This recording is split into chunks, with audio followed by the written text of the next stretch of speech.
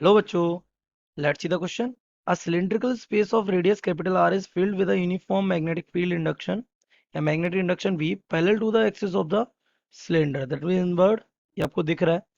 If V changes at constant rate, तो V change कर रहे हैं constant rate से.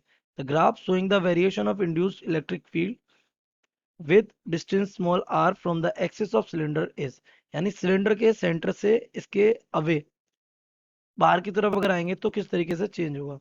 तो option A this one, option B this one, option C this one, and option D this one the graph. Okay, so let's see the key concept of this question.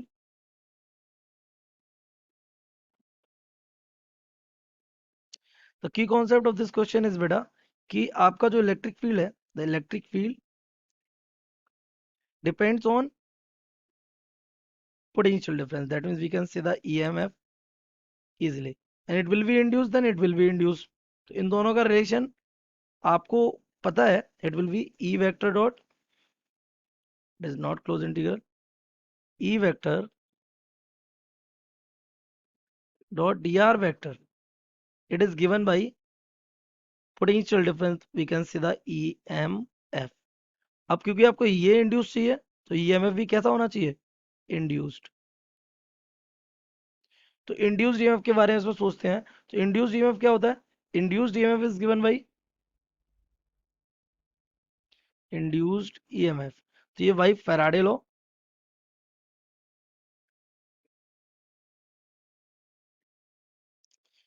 तो Faraday law के according देखा जाए तो induced EMF कैसे दिया जाता है, induced EMF is equals to d five v over D t simply. और फाइव वी क्या होता है, d five v, this becomes b into a. और cos थीटा cos 0 डिग्री है तो वो 90 हो जाएगा ये. तो EMF क्या आ जाएगा आपका, ए बार आ जाएगा, and this will be D B over D T. तो ये रिलेशन हमें गिवन है. अब आपसे क्या कह रहा है, जो मैग्नेटिक फील्ड का रेट है बी चेंजेस कांस्टेंट है, ये कैसा है, कांस्टेंट. तो it is constant, so let it be as, we can say it as beta कह देते हैं इसको क्योंकि बी है. तो E is equals to A beta बोल दिया इसको. ये आपका आ गया EMF, नो प्रॉब्लम. नाउ इस तरीके से हमारा EMF प्रोड्यूस हो रहा है. सो अगर हम अपने क्वेश्चन को फिर से ध्यान से देखें, this is the cylindrical region और ये हमारा है सेंटर. यहाँ से हमें कहाँ जाना है, यहाँ से बाहर तक जाना है, नो प्रॉब्लम. तो एक छोटा सा रीजन पहले कंसीडर कर लेते हैं. ये मान लेते हैं ये रीजन क्या है, एक्स. तो इसका जो फ्लक्स होगा टोटल वो क्या होगा, that is the flux through this region will be B into A dash. So B, ये आ जाएगा ए डैश, क्या हो जाएगा, A dash is equals to pi, और ये हो जाएगा x square, this becomes pi B. तो यहाँ से अगर हम इसका EMF निकालें तो EMF विल भी हमारा क्या हो जाएगा, d over D t b pi x square. तो यहाँ से हम चेंज किसको कर रहे हैं, मैग्नेटिक फील्ड को, तो this becomes pi x square and D B over D T. Again ये हमारा कैसा है, कांस्टेंट, तो this becomes E is equals to pi x square, और इसको हम बीटा कह देते हैं. Okay, no problem. अब इलेक्ट्रिक फील्ड चाहिए ना, क्या चाहिए, change in electric field. Change in electric field आप जानते हैं क्या होता है, this is given by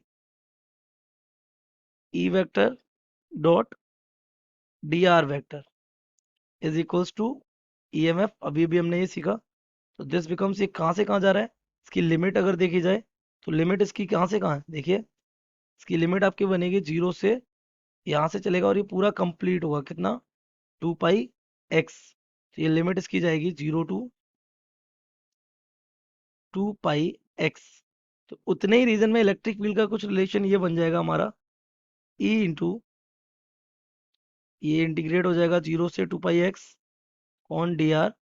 EMF अभी भी हमने कैलकुलेट किया, कितना आ गया, pi x square and b beta. यहाँ से E, this becomes two pi x is equals to pi x square beta.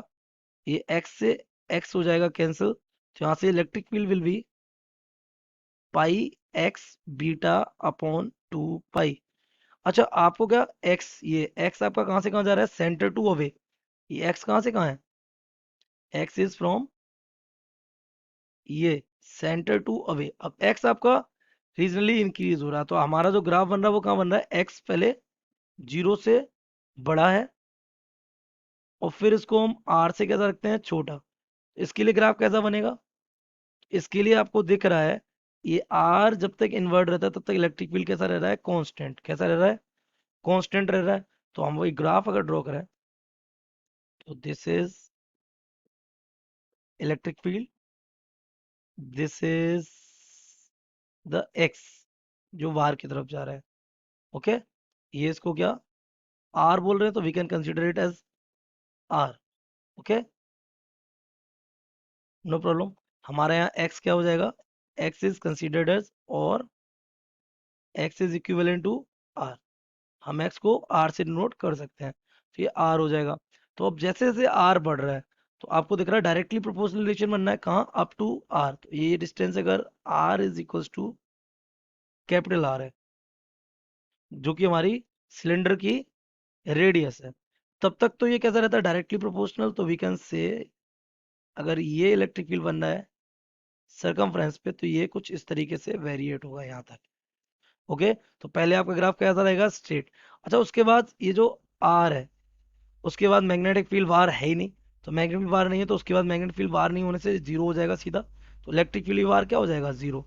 So this may be the graph. तो यहाँ से अगर अपने ऑप्शन को मैच करें तो option C should be correct. So the correct option